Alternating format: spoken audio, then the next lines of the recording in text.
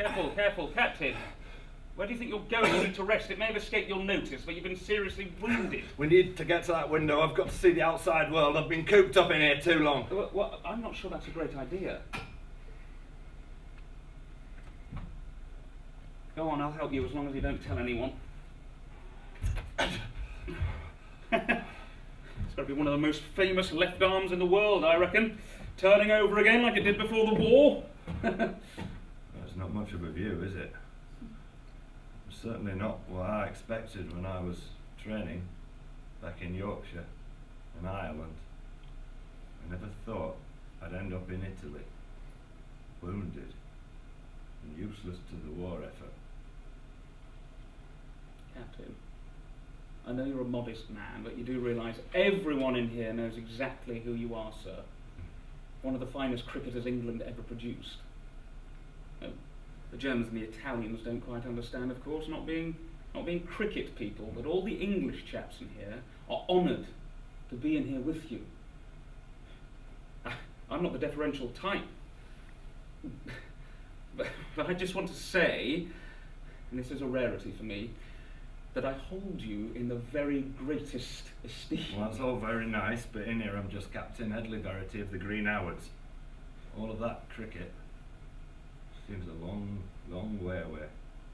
All those games for Yorkshire, all those tests, touring for England, bowling to Bradman, the body line to a different world. On the contrary, Captain Verity. May I call you that? Captain Headley Verity. The finest bowler I've ever seen play for Yorkshire or England.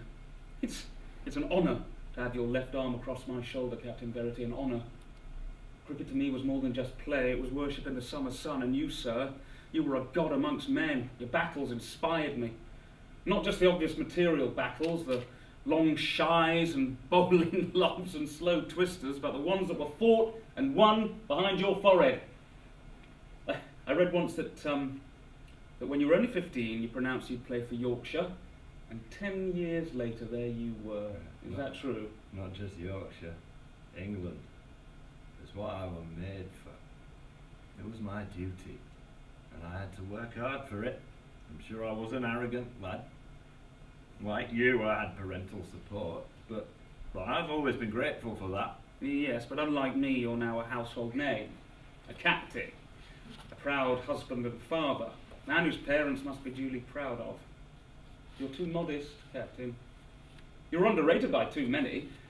10 for 10 in an innings once against Nottinghamshire at Headingley in 1932, if I remember right.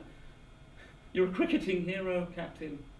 I don't mind telling you that, and it's criminal that you've ended up in here. No, now you're embarrassing me. Yes, true, I could bowl a bit, but that counts for nothing out here when I'm just a small player in a big team.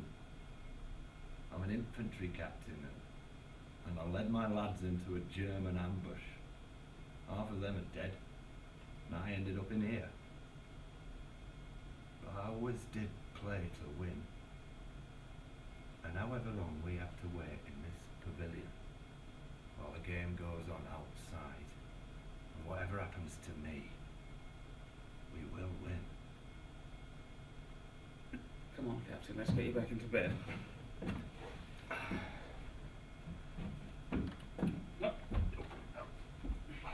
You stand for something, Captain Verity, and you fight for it. You fight with the vigour of a sportsman and the style of an artist. Now don't you go tarring me with that artist brush of yours, lad. Oh, and call me Headley. No, come on.